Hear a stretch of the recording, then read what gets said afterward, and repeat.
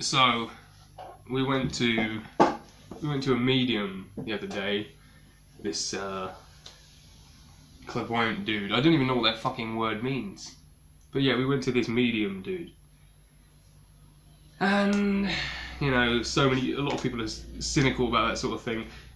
You know, the universe is a massive place, and there are many, many different theories about things, and so many unanswered questions of the universe, if you will, that there's a lot of things that can be believed in, going on how big the universe is. So yeah, I'm very accepting of anything, really. Just not racism. Although racism is a completely different thing. I cannot stand racism.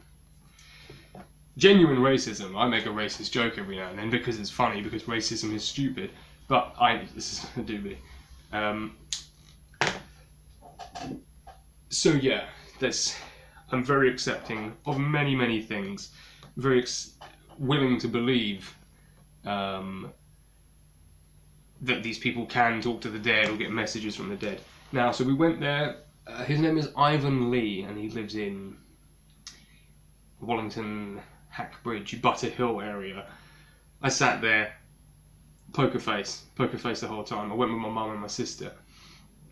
Poker face the whole time. I don't let him see any reaction to anything that he was saying.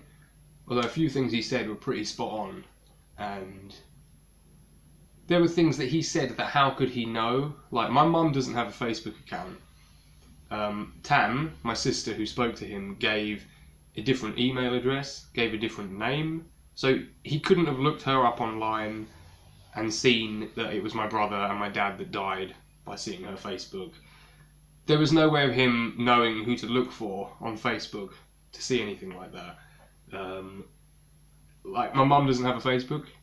My mum got a tattoo on her left forearm here that says in piscinam lupus, which is like some Latin thing that my mum and brother, into the fish pond, fool or something. It's something that means something to me and to Bob and Mum. And it's funny, isn't it? It's a funny thing. It means something funny between them. As well as it's the sweet, meaningful tattoo that everyone always gets when one of their loved ones die. They get a meaningful tattoo that isn't funny. It's a meaningful thing. It's something that means something there to me, so it has to be something important and serious. That's what people always do. They get something meaningful. He knew that my mum had got a tattoo there, and my brother was laughing about it, and he said it was funny. How would he know? My mum had sleeves on and everything. You couldn't even see the tattoo on her wrist or anything. It doesn't even come down that far. There were a few other things. I can't remember what they were. A few other things that he was really, really spot on about. About like my dad's personality and Bob's personality. And it's like he could have just got those things from the way that we were with him. He could be one of these people that can quite easily put information together, and could have been. But then he came out with things that were eerily spot on. It's like, how would he know that? I've been struggling with a real bad cough and a cold, like for the past, I don't know how many days. The cough has been the worst. It's been so bad. I thought I had to use an inhaler for like the first time, but I didn't. It was the worst. It's been so bad, but it's finally going now. I have a cup of Thai food tea and a doobie, which probably isn't going to help. But anyway, so back to the medium thing. We went to the medium, and doesn't know us. We don't know him. He's very spot on with a lot of information that only he would know if he was genuine and what he was doing was real. So yeah, that's really quite interesting. But I came away from that whole experience. But hang on a minute, let's just go back a sec. I went to New York when I was 13 with my mum and my Aunt Sally, and we saw a crystal ball palm reading person there, and they told me I would get in trouble when I go back home for something to do with my history class. How would she know that about me? How would you...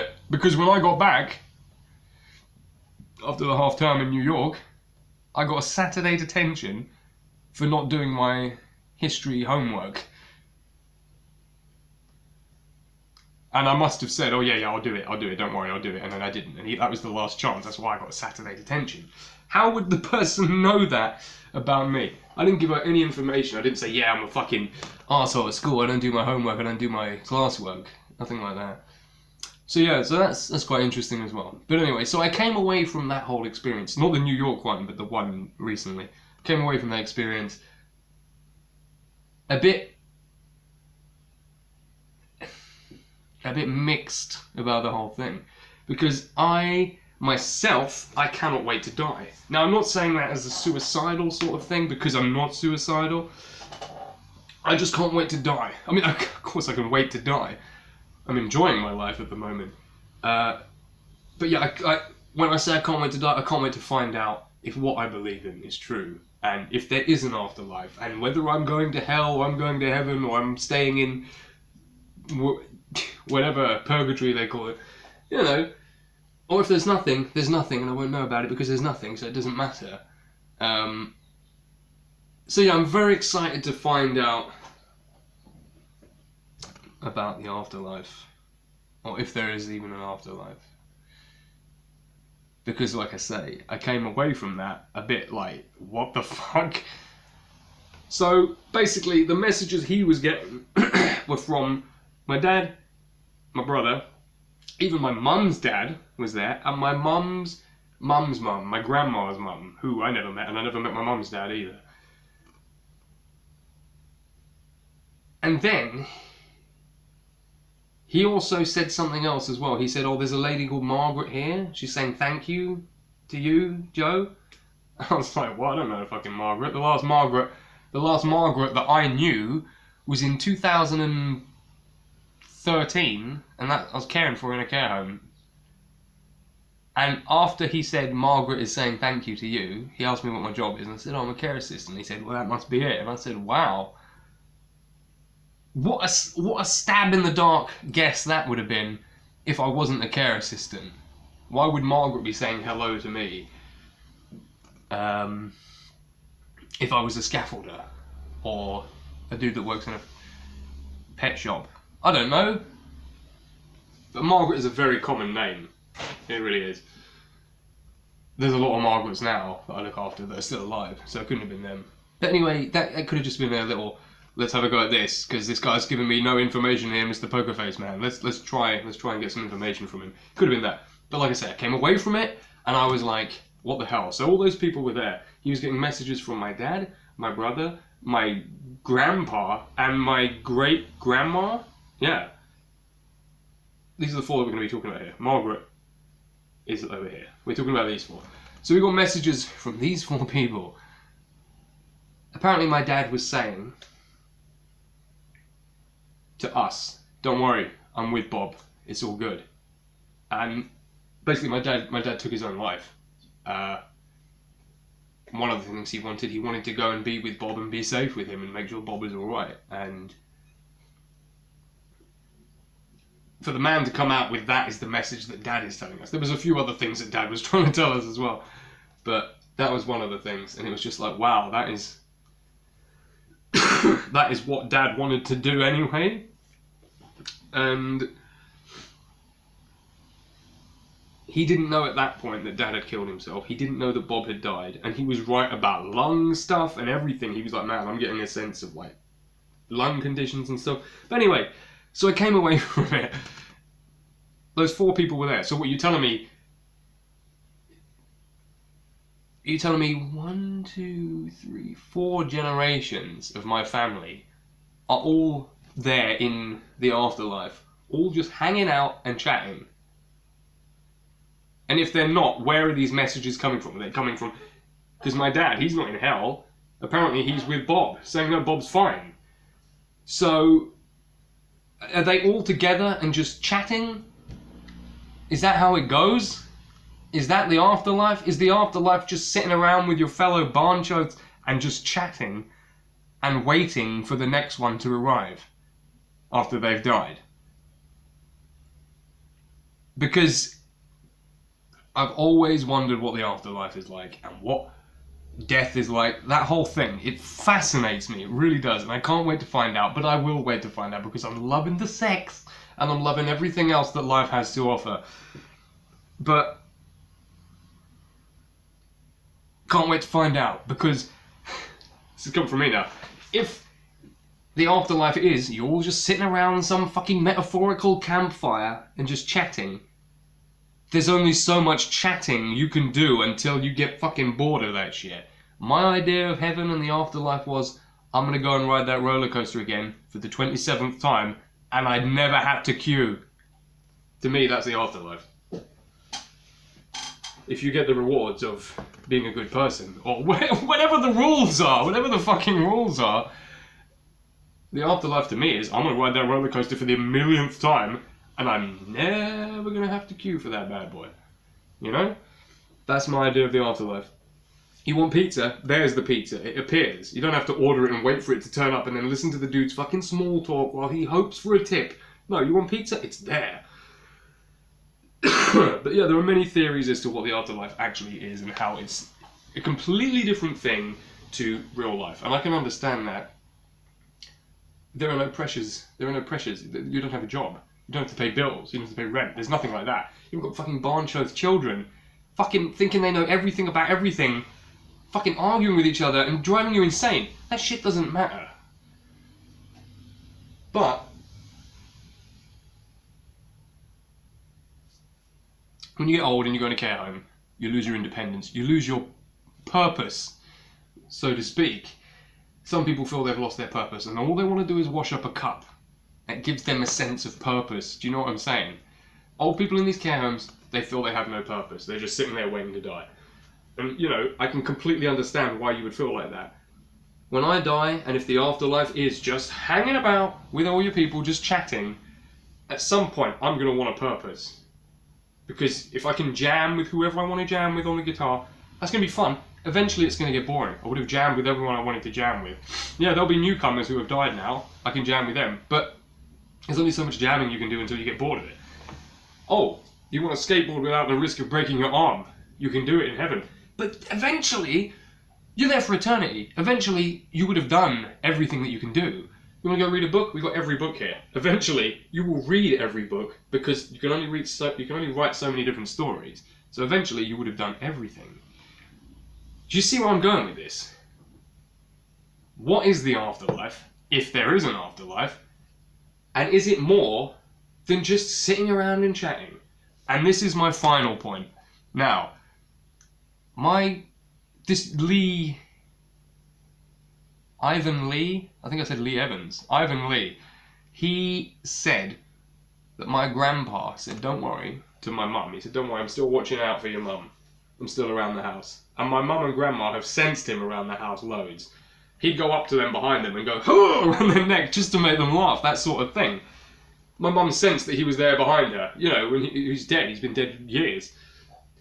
And then she saw a black shadow go past her, and my grandma felt a gust of wind, because my grandma was opposite my mum, felt a gust of wind go past her and into the kitchen. My grandma was like, "Oh, did you feel that?" And my mum went, "Yeah." So the nigger is still at the house, watching over my grandma, and fucking awesome. I think that's really cool, and it's really sweet, and it's really nice that people are able to do that. But, what if, see, I'm very open. I don't care what people think of me, yeah? Me. I don't care what people think of me. Very open. But what if this is not the sort of thing I do? What if you've got bad habits that you do when you're on your own? Like, I don't know, some people bite their toenails off. I don't do that. I don't bite my nails either. I clip them. One of my mates at school, he used to pull his eyelashes out and then eat them.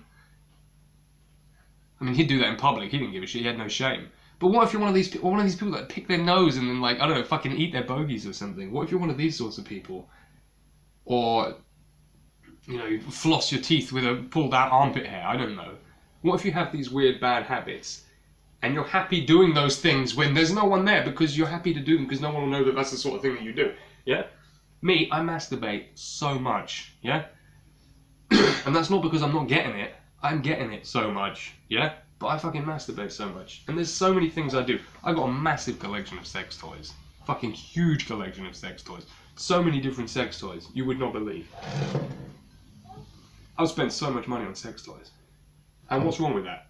Just because women buy vibrators, men aren't allowed to buy anything? That's fucking stupid. That's fucking stupid.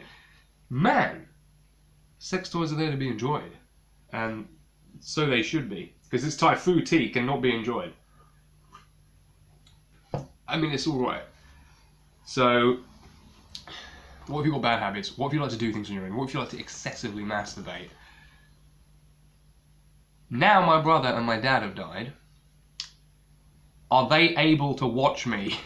Are they able to see all the things that I do, all my bad habits, all of my... the things that I do when no one is there? I'm not saying I'm a pedo. I'm not that.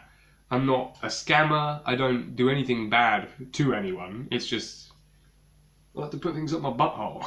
You know, what's wrong with that? But those are my secrets, and I don't care. I've told many people that I like to mess about with my asshole. There's nothing wrong with that. It's amazing once you start doing it correctly, by the way. But it's what I do. I don't care if you know that that's what I do, but it's what I do and how I do it and everything that's involved. You don't want to be watched doing that. The only person I want to watch me doing that is my girlfriend. I don't want all of my loved ones and people I haven't even met yet to be able to see me doing that. Do you know what I'm saying? It's a bit fucking unfair if I'm able to be watched by dead people. Do you know what I'm saying? So, it's unfair. If that's how it really is, and if there is an afterlife, it's a bit unfair that while we are living, our loved ones can watch us. I'm sure they'd look away if we start masturbating, but sometimes I just yank it out and start masturbating. There's no warning. There's no, oh shit, he's going to get ready to start doing it. It's just there, he's doing it. So, you know what I'm saying?